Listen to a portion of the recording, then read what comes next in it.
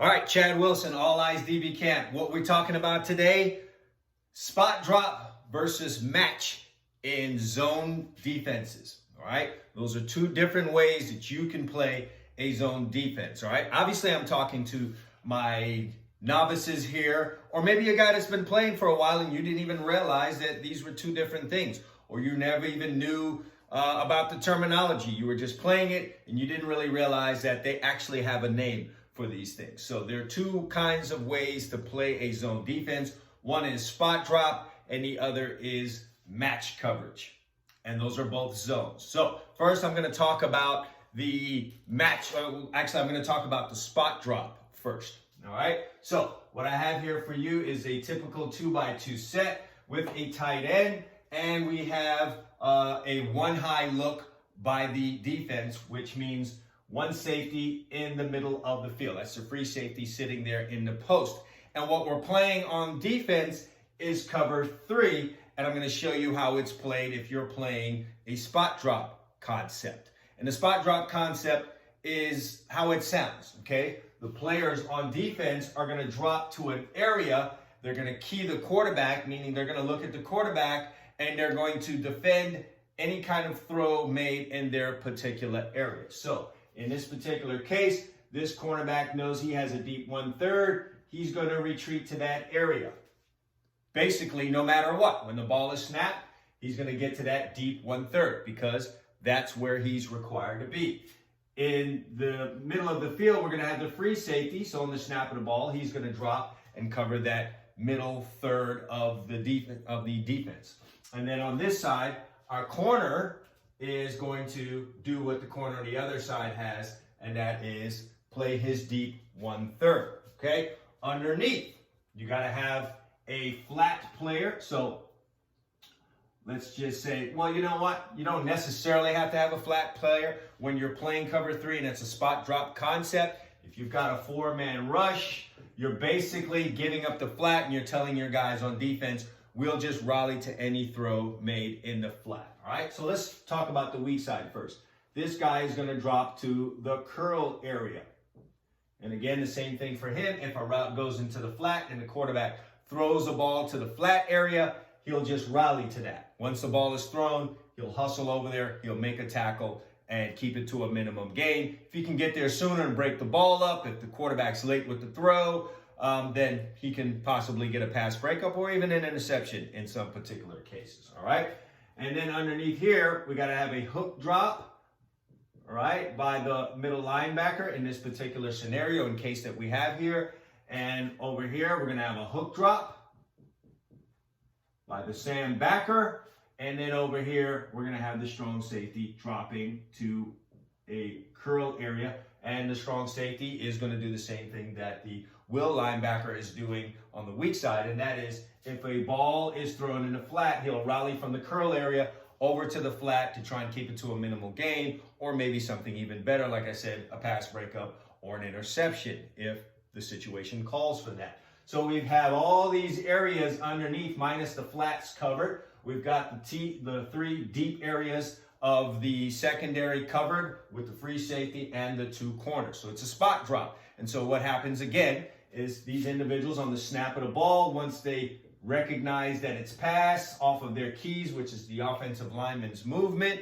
If he's retreating into a pass set, you're thinking it's pass, and so you're going to drop to your to the area of your responsibility, and you're watching the quarterback. All right, you're keying the quarterback's eyes, and you're trying to hang in your area here. What's key in this is communication by all the guys that are dropping into their zone. So if you get something like this in this particular case where you get a wide receiver running deep and he does that, the way this defense works best is if the cornerback communicates to that linebacker that there's a curl coming in. You yell out curl, curl, curl, or in.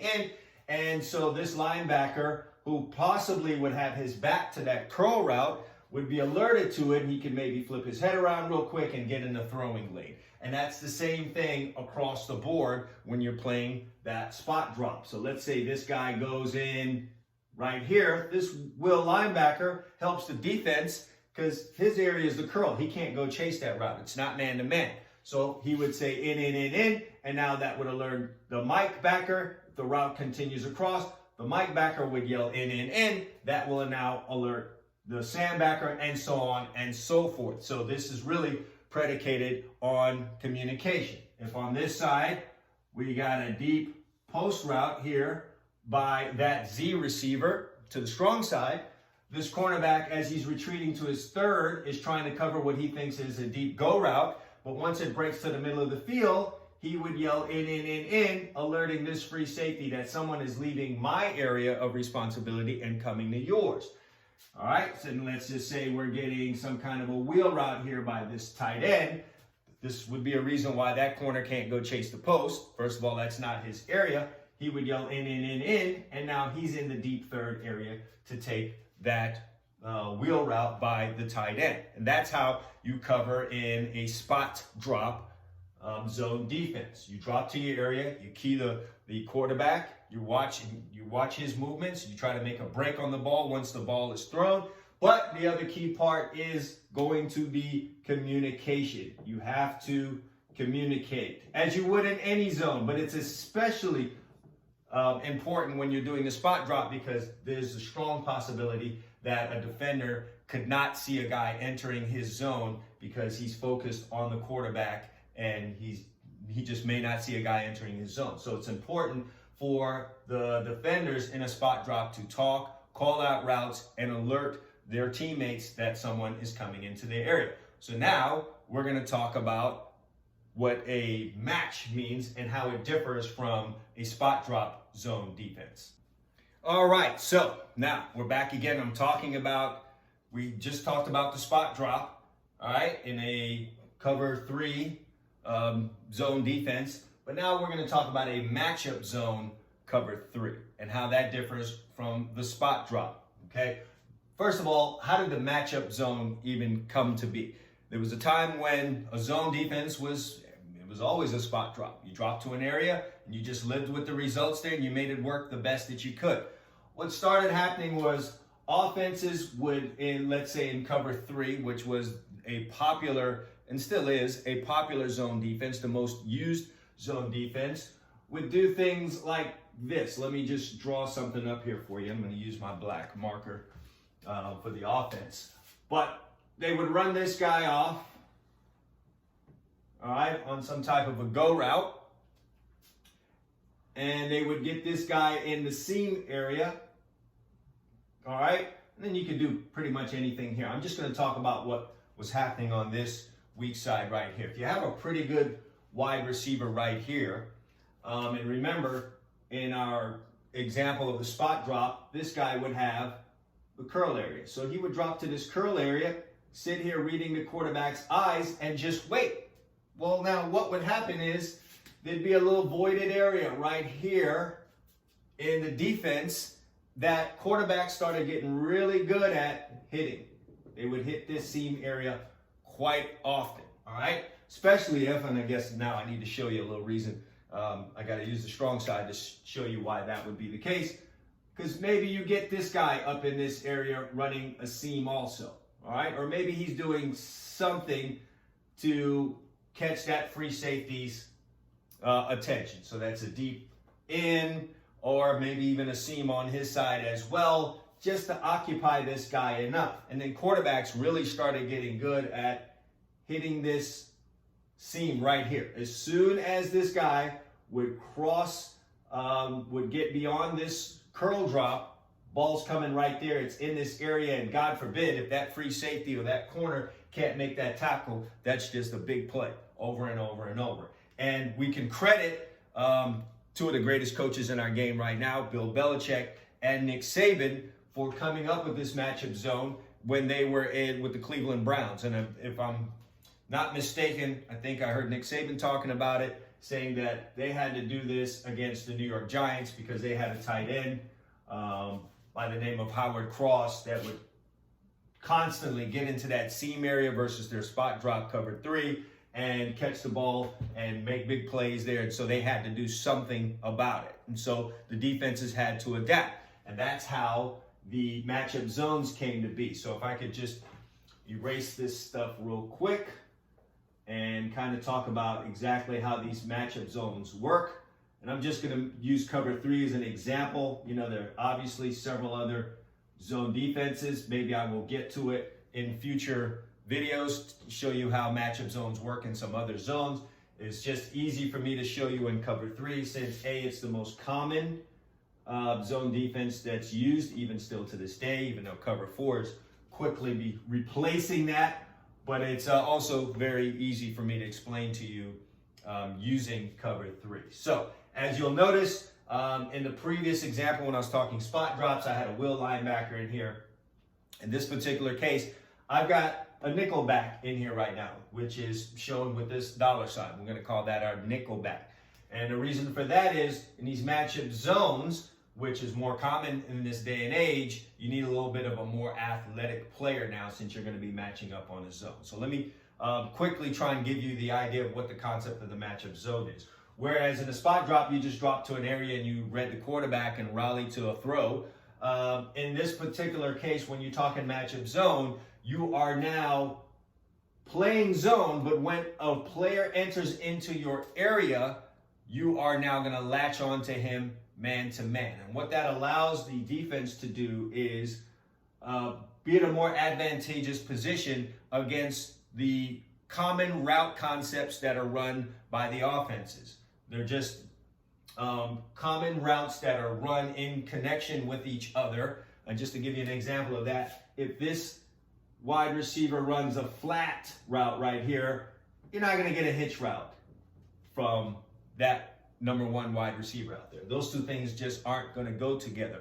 Routes need to fit together in an offense, and they're just some common routes combinations that are run. And rather than just sitting in a zone and having guys get in a window where there is no defender and having a quarterback, as the quarterbacks have just gotten better and better over time, allowing them to just throw the ball and zip it in a window and complete passes and continue drives or even get big plays, matchup zone was created. So just to give you an example of what I'm talking about, in this particular case, where I'm going to show you a common route concept that you would have versus a cover 3, which is, again, is the flat route by the slot wide receiver, the number 2 wide receiver.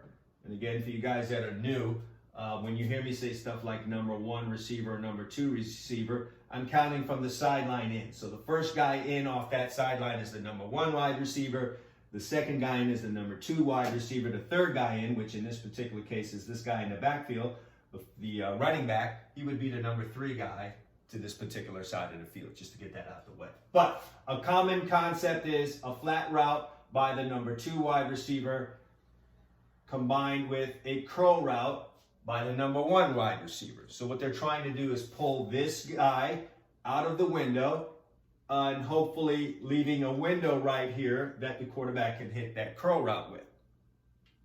If you were in a spot drop and you were able to entice this guy into running with that flat route somehow, that'd be easy pickings. You could throw that all day. However, in the matchup zone, this is what you're getting.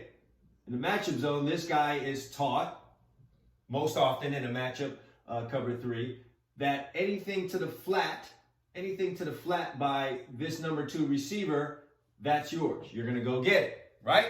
So this would, in most cases, open up this window for the number 1 receiver, but not in a matchup zone, all right? This cornerback is, now he's not reading the quarterback. Once he realizes it's a pass play, he's going to read this key, which is the number 2 receiver. And what he's taught is the moment this guy disappears, goes out or goes in, he is now basically man-to-man on this number 1 wide receiver. So where it looks like you might have a window here to throw this ball, once this cornerback sees number 2 go out into the out, he knows this guy's going to take him, and he's now man-to-man, so he's going to drive on this route. So there really isn't a window there. If he's good, he has good technique, he's really good with his reads, and he's able to plant off of this receiver plant and come into the curl area. Oops, sorry about that. Let me drop in and get that. He's going to be in a position now to drive on this ball, possibly get an interception, pass breakup, and it's just not so easy of a thing to do. All right, and I forgot this part. One of the more common things in the differences between the spot drop and the matchup zone is that the defender's reads change. In a spot drop, you're reading the drop by the lineman to get a pass run read, and then you're reading the quarterback, as I said, with the spot drop. Now, when we're talking matchup zone, after you get the read from the lineman that it's pass or run, you are now reading the routes of the wide receivers. That's crucial to be successful in a matchup zone. You've got to read the routes of the receivers. And that's going to let you know what your responsibility is. So let's talk about something different here on the strong side.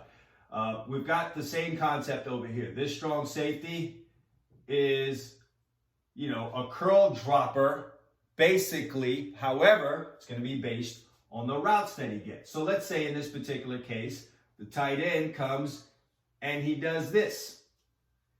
Well, the strong safety is not going to go chase that route. He's just going to call in. See, now he has the responsibility of communication, even though it's a matchup zone concept. He's just going to call in, and that's going to alert these two guys. And what he's going to now do is, since there's no more threat to his area right now, he's going to take his eyes out to the number one wide receiver. All right? Here's what's going to happen with this corner. He's going to start retreating to his 1/3. But while he's doing that, remember, the corner now is reading the number 2 receiver. He's not reading the quarterback anymore. So once he sees this number 2 receiver retreat or disappear, as I would say, inside, he knows what? He now has number 1, man-to-man. So what is typical is you might get this kind of a concept from the number 1 receiver based on an under route by the tight end in this particular case. So this cornerback is going to now drive on this. What's going to happen with the strong safety is, because he has no more threat, there isn't a back to his side, and his threat is gone, he throws his eyes to this guy, and we essentially get a double team. They're going to sandwich this dig route right here. He may even be able to cut it off. If he does it and it continues across, he's going to eventually let it go, but we don't need to get that far into it. He's going to drive it from the outside. This guy's going to cut it off from the inside. So we're killing this route right here. We're killing that dig route. And if it was a curl, it'd be the same thing. He'd come from the inside, he'd come from the outside, and you essentially get a double team in that particular case. All right? So what happens with this route? Once he calls in, this guy is alerted. Once it crosses his face, he calls it out to this guy who would most likely pick it up, right? Why is he doing that? Because in this matchup zone, he can't afford to let this guy just come all the way here, because remember what this guy's doing? He ends up having this guy man-to-man. If this Mike linebacker let him just go all the way across, we'd have a big window here, all right? So what would happen is this guy crosses his face, he calls it in. This middle linebacker now knows I'm in a matchup zone, so I've got to match up with this guy coming all the way across. So he would run with that. What's this Sam linebacker do? Once this crosses his face, he has no more threat. He's going to fall off into this area right here. So if this dig would have come all the way across and cross past that strong safety, you now have the Sam backer right here in this area, ready to defend a throw to the middle of the field by that number 1 wide receiver, if that's indeed what we were able to get. All right, so that's how this whole thing works.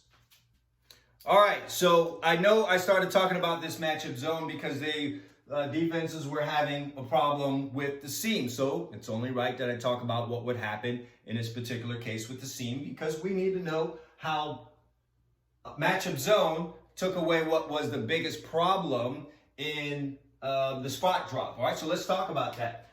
Remember I talked about this being a problem, this guy pushing up on a go route, and then this guy getting into the seam area, into this window, causing a problem for the free safety and the defense because they were hitting that route in there. So now, in a matchup zone, when we're talking about cover 3, this guy is instructed to carry two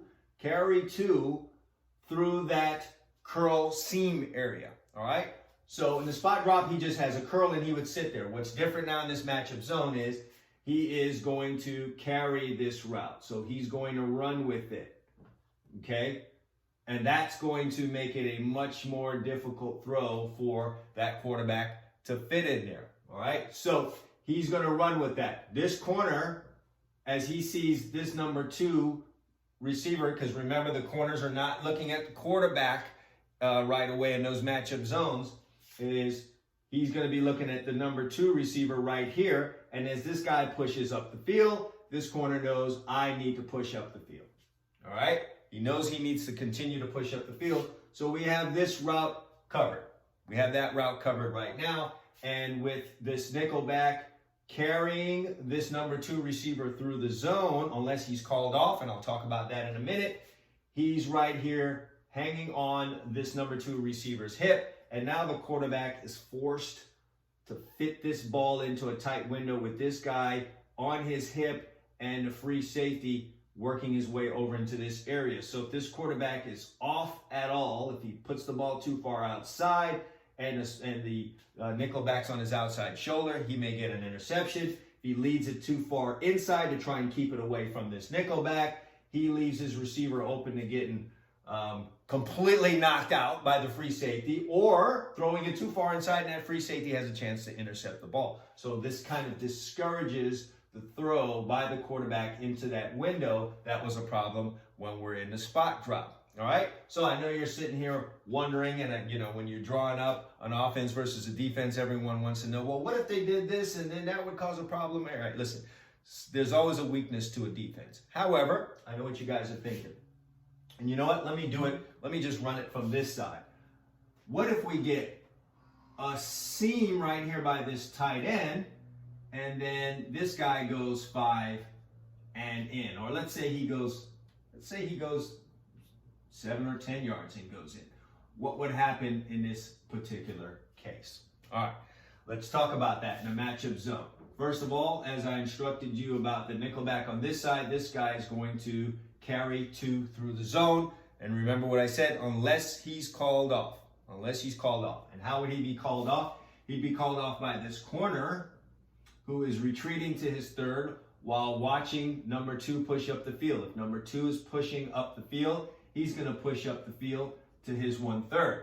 Now, when this corner feels his number 1 receiver out here coming inside, he's going to say in. And that is when this strong safety is called off. So the strong safety now would come off this responsibility of carrying this to retreat back down and defend this if indeed that's where the ball is thrown. So what does that leave the corner to do? In a spot drop, this corner would just be out here covering grass.